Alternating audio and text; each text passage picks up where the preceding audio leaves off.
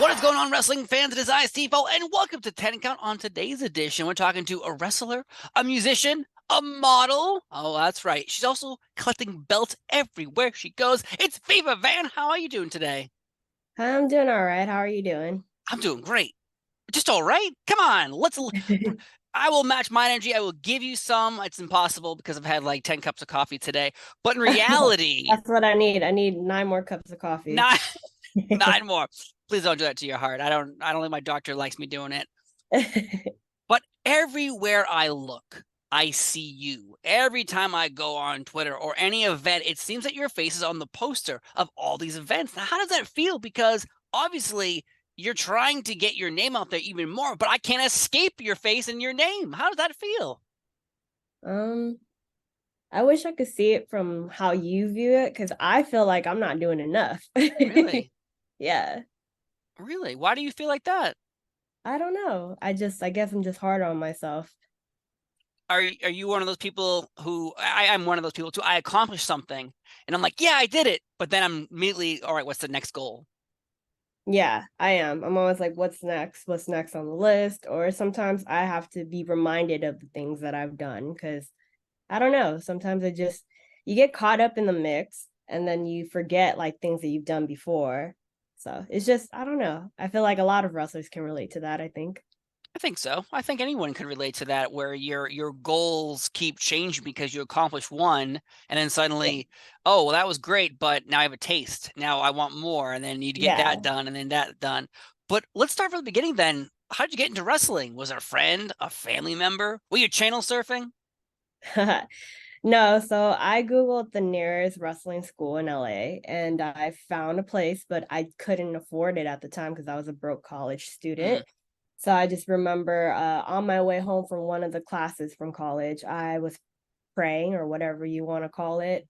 Uh, I remember that was a Friday evening, and the wrestling class started that following Monday. And I just remember like, please let me get this amount of money. I just need this exact amount to just start my pro wrestling journey. And then I got in a car accident. I wasn't at fault, and it was a small one. It was a fender bender. And the guy, we pulled over, and the guy was like, you know what? I really don't want to get insurance involved. Here's a check. He wrote me a check for exactly the amount that I needed. And I looked at my card. I'm like, this smudge will come right off. And that's how I started. wow. Wow. Talk about fate, huh? Without that car accident, you might not be in the position that you are today. So in reality, like if you believe in fate, which I do believe in fate, Uh-huh. that right there, that story alone set you on the path that you're on now. Yeah. Wow. That's intense. I got like goosebumps hearing that story. It's Yeah, that's it's a crazy. pretty crazy story when I put it that way. But yeah, I do really believe that everything happens for a reason, even if it's something bad at first, but it's supposed to lead you somewhere that you're supposed to go. So Right. When people are often asked, would you change anything in your past, professional wrestlers like Undertaker or Shawn Michaels or Triple H, they're like, no, because if I did, they might not be where they are in today's world and life in general. So obviously for you, that accident, you could have got insurance involved. You could have, but you didn't there.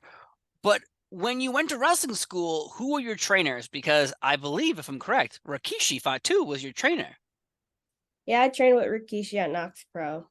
But yeah. Wow. Again, Hall of Famer, legend, father of the Usos, the Bloodline storyline running wild as we interview each other. Right, is that I interview you right now, but yet with Rikishi though, when you're in the vicinity of him, are you picking his brain apart about the wrestling world, the business in general? Yeah, he gave us a lot of advice on like how to get ourselves out there and always knowing our like worth and not settling for less. So those are a lot of the things that he would like ingrain in our head is like always know your worth, always like go to training, perfect your craft. And the biggest part or probably the biggest thing that I took out of training with Rikishi was the psychology in wrestling. And I feel like not enough people like, focus on psychology like the way Rikishi does. 100%. I think wrestling in general, there's two, thoughts. Have a great match, but tell a Mm-hmm. story. But Yeah. sometimes there's only tell the story or have a good match. When you have both together, it's magic in the ring. Yeah. It's Because I truly unique. remember I was doing a lot of like lucha at the beginning of my career, and Rikishi literally had to tell me, "Hey, you need to slow down. Like you're doing all kinds of crazy stuff. You need to tell the story." Hey, sometimes I would say the beginning of your career, at least I'm not a professional wrestler, so I wouldn't know, is how do you get your name out there? Well, you have to have great matches. You have to be very flashy at first. And then as Mhm. you create your name, as I believe you have, you can start telling stories versus trying to go out there and kill yourself doing every flip possible, which I love those matches too. But there's just, it's like TV or a movie, there's comedies, there's dramas, there's horror films. In wrestling, there's different styles, lucha, brawling, obviously there's so many styles, but So what would many, you yeah. consider the style that you like the most? Because again, there's so many. I like them all. I wouldn't be where I am without lucha or American style. I'm a huge fan of Japanese style wrestling, and so I try to incorporate it. Also, I could be very versatile. Yeah, and you definitely are doing a good job. And I know you've been involved with AEW Dark. Unfortunately, AEW Dark has gone to the heavens, is no longer with us because it's Ring of Honor opened up, and then suddenly there was just so many shows. I doubt Tony Khan can stay up every single day and all night long making programs. But what was their experience like? Because AEW Dark, especially during the pandemic, really gave a landscape for professional wrestlers who didn't have a name out there yet to showcase their names. Suddenly you're fighting names that we recognize, and you're out there allowed to rub shoulders with, say, Athena. Mm-hmm. I'm very grateful for AEW because, they put my name out there. A lot of people, found me through AEW Dark and Elevation. So I'm forever grateful for the opportunity there. Right. And then Ring of Honor, where's the opportunity there? Because I know they are growing at just a crazy rate, weekly shows, putting Mhm. on pay-per-views. I've gone to two of them so far. It's underneath the Tony Khan banner. So is there an opportunity for you to be more involved? Because I've seen people who are on Dark on Ring of Honor, weekly shows. Yeah, you never know. I mean, I would love to have the opportunity to do Ring of Honor one day. And, like you are right, there are a lot of people that I've seen on AEW Dark and Elevation now on Ring of Honor. So there's, sorry about that. There's always an opportunity. I think, again, with you involved there in Dark, it was a great moment because, again, people don't know so many people. There's so much wrestling, as you know. There's so much Mhm. wrestling. You've gone to every organization and you've pretty much captured every championship there is possible at all these places. But then suddenly you put on Dark, and you think, oh, well, more people can see this more than another federation that has a good following, but doesn't have the Tony Khan money. And what was that process like? Hey, did you ever get to talk to Tony Khan at all, or anyone in the AEW locker room giving you advice? Yeah, so the few times that I've done matches there, Tony Khan has like came out from Gorilla and actually shook my hand and like thanked me for doing the match. And I also thanked him for the opportunity. It's always like uh, really quick.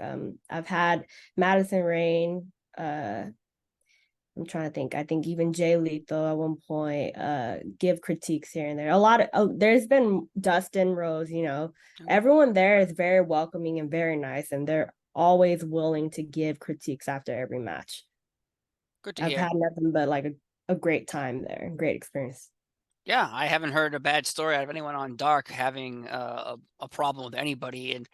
But I know I think 2019 you teamed up with MVP in a bit of a tag team match. And to me, MVP, I interviewed him at WrestleMania weekend, and he was dressed. He was so everyone else was wearing like shorts and t-shirts. This guy's wearing a full piece suit, three-piece suit. He's Uh-huh. rocking it, and I'm like, he must be sweating his ass off. But he looked the part. He looked the part, balling and all that good stuff. What was the experience like teaming up with MVP, especially a legend that he is?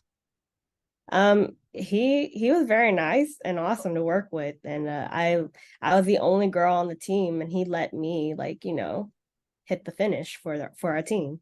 So I thought that was pretty cool. So he's definitely someone who supports women's wrestling and very nice, giving advice when he can, and he dresses up the way he does because I heard that, or from what I hear from vets, that like when you go to show, you always got to present yourself like a star. Hmm. So that I like that he still does that. He still holds up to that like rule, that locker room rule. And I think that that's kind of lost nowadays in the newer generation. Hoodies and shorts is not the way to go. To dress for the job you want, not for the job you have. Yeah. I guess so.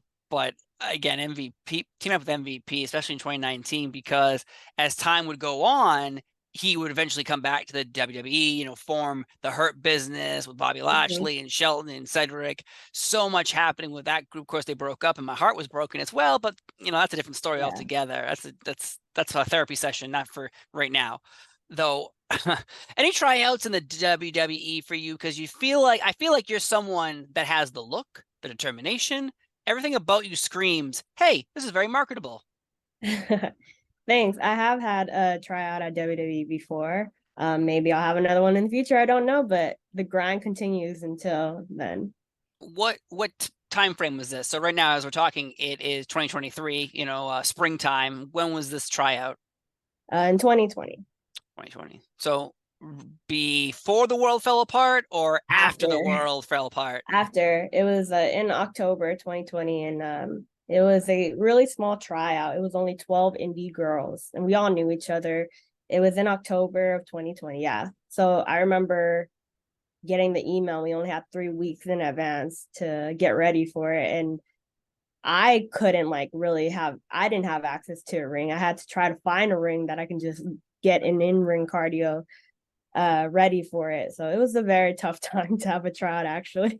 Wow. So did you eventually find a ring to train in before your I tryout? did. I did. I tried my best to get, ready. I actually lost 15 pounds in 2 weeks, losing the pandemic weight just to get ready for the tryout. And I will say I did feel like I was a bit rusty. I did the best that I can. And yeah. So at this tryout, who was observing? Because I know, again, everything was pretty much closed down, shut down. So who's actually Mhm. there, I guess, watching you work? Um, you know, it I wasn't really like sure of the names, but the biggest name that I remember seeing there was William Regal, Okay. who Well, was there. he's a pretty big Yeah. name. Uh, I'm imagining Matt Bloom was there, very tall, bald man who used to be known as Prince Albert, which is a very interesting piercing name. Yeah. Oh yeah, he was there too. Yes, yes, that's awesome to hear. And who else was there? Any of the names that we recognize, if you rattled them off? Um, I'm not sure if I can say. Okay, that's But okay. yeah. I just didn't know. I'll probably have to track them all down.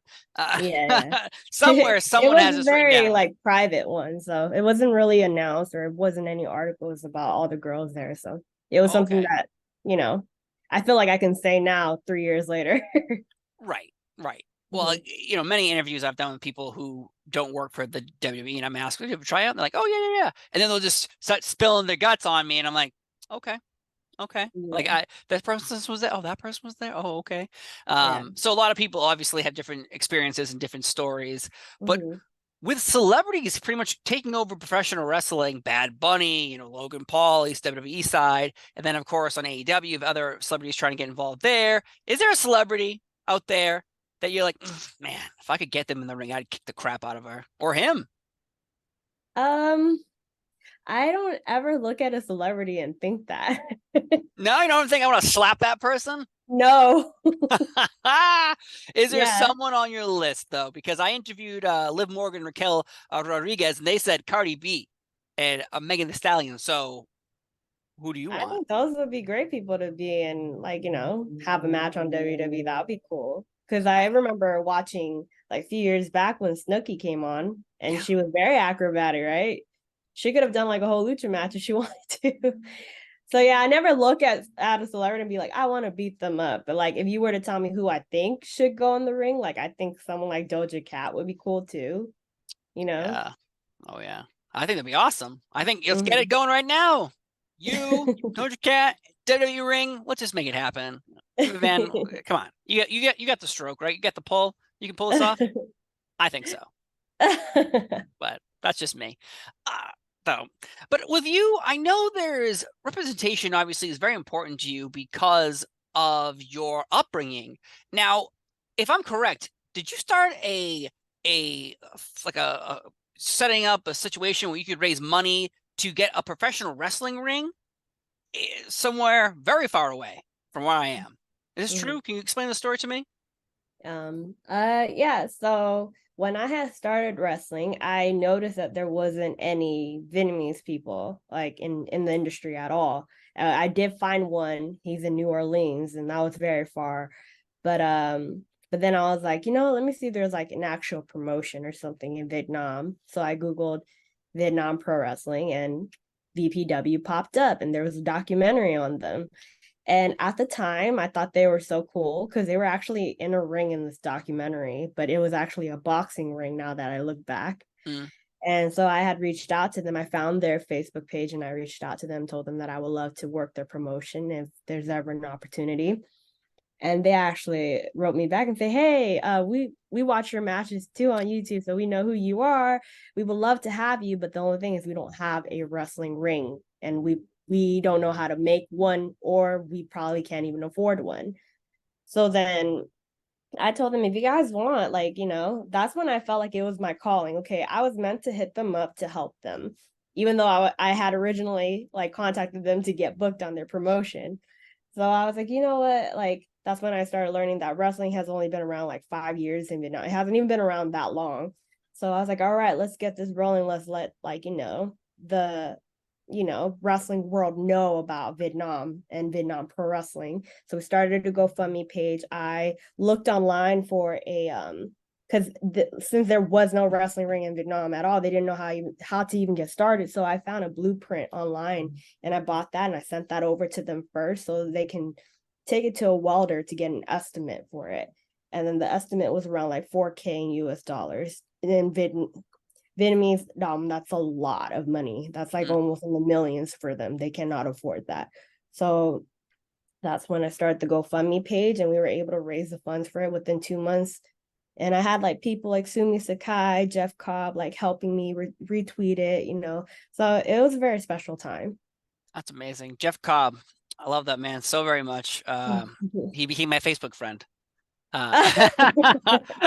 We have bonded over pictures of families, and he's a great person. And I'm so happy to hear that he was involved with this because, like you said, you were trying to get yourself something, and it turns out you were there to help a whole group of people. Yeah. You seem to have a crazy journey. Every I'm trying to get talk about Rikishi or Undertaker, but your story doesn't involve these other big people. Clearly, you are the star of your story because of what you've been doing. The car accident with the check, you having a GoFundMe to raise money for a professional wrestling ring for people who needed it, not wanted it. They needed it, and you were Yeah. there to support them, and that's outstanding. You seem like a very good person, a very nice person. So when you're in the wrestling ring, I don't know how you turn it on, but you shut off that nice version of yourself and you kick ass and you collect belts. So kudos to you and being an amazing human being because just from those two stories about the car accident and then now here raising money, to me, it's amazing. You're a great person. Oh, So thank you. just want to say, though, when you collect all these championship belts, I want to know, I know Matt Cardona carries that shit around with him. Is that stuff in your bag right now, or are you leaving it in these arenas for these companies to hold on to when you show back up? Because I know Matt Cardona has it, and I'm like, what if you lose this bag? You have all these belts in it. It's not one, it's not two, it's like six. Do you have them all? I have them all at home and I travel with whichever one I need for that weekend. Okay. So the most that I've carried in my luggage is probably three. I have carried five around, but more for like photo shoot purposes and not really traveling with it because I do have the fear of losing them. And also, it's really heavy when you have all five or six of them. Like, even three they're like 20 pounds each. It's extremely heavy. You do not want to travel with that because you would definitely have to check it. And I am against checking my bags. I will not check I will hold on to my luggage to the very end until they force me to check my bag. Agreed. Agreed. Yeah. I'm always like, are they gonna? When I go places, I have bring my camera with me and my tripod. I'm like, does a tripod count in a bag as a carry-on item? Because it can't fit underneath my seat. So like, and I just shove it there and walk by, and no one notices. So, but with you, I imagine it's a bit difficult when you show up and you got, a backpack maybe with your gear, then you get another bag full of Mhm. heavy metal. Like, what is this, miss? Oh, it's I always get pulled over by TSA every time. so And no, you got you on a list. yeah, well, no, it's just like when they see the title, they want to like look at it because they're like, "What's this huge metal object she has in her bag?" True. So every time, even though I have pre-check and stuff, like I get pre-check, and they still pull me to the side to just look at it. And they pose with their belts, and then they give it back to you. They make pretty funny comments. Like I've had one say, "You think you can take her?" And he pointed out like some other girl working security, or like, "Oh man, this is so cool, congratulations!" Or people are always like, "So do you really like? Is this like? Did you really win this?" So there's always like fun conversations that comes out of it. Well, that's awesome to hear because I know some people, lose them, and there's videos back in the day of like Ric Flair holding a tag team title over his head when he was supposed to hold the fake world championship from WCW, and you're like, I don't think that's the right belt he's holding That's there. funny. Which Yeah. he didn't want to get sued by WCW at the time, so they did something like that. But it was just hilarious to think like I can recognize that. There's a difference between you winning the world title yourself versus someone holding a tag team title in the Mm, WWF in 1991. It's very obvious, but it's very obvious, it's very especially obvious. for TV. Yeah, yeah. I know they try to blur it out, but you could still tell what it was by just like the signs. If you watch enough TV, you can tell what's real and what's not real with the championships or whatever. Yeah, But I get you. but all in all, I think you have an incredible journey ahead of you. You've already had one so far, leading you to the path you are on now. So, what are your goals for the rest of the year? Because obviously, you have so much going on already. But what more championships? I do want more championships. That is the goal. The goal is to travel more, get out to maybe the UK, back to Mexico, back to Canada, even Japan. Just continuing to get my name out there. And obviously, the ultimate goal is to eventually sign with someone. So Well, that's the biggest one. you've worked with Impact, worked with AEW. Let's get you and Doja Cat in the WWE, take on each other, and a beautiful pay-per-view, WrestleMania. Let's sign it right now. Book it, Triple H. I know you're watching. I have your phone number. I'll call you. But in reality, this has been a great honor to talk to you. I didn't know all the stories you had planned for me today, and I am so happy that you shared your journey with me today because it was an honor and a privilege to hear where you've been, and I can't wait to see where you go. But Viva Van, thank you so much for being here on Tank Out. I've been Steve Fall. She's the belt collector. Have a great day, and we'll see you next time. Bye bye.